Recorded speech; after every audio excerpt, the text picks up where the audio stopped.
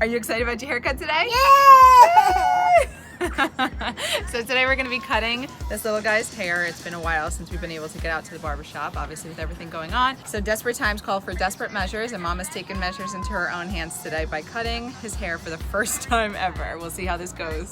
So what I'll be doing today is starting with one of the higher numbers first. We're going to start with 5 and then we work our way down because it's always easier to take hair off. Obviously we can't put hair back on. Good job, babe. You're doing great. So now we're working with a 3 blade, and I'm going to get a shorter trim under here. It's coming out great. We're blending it in down here.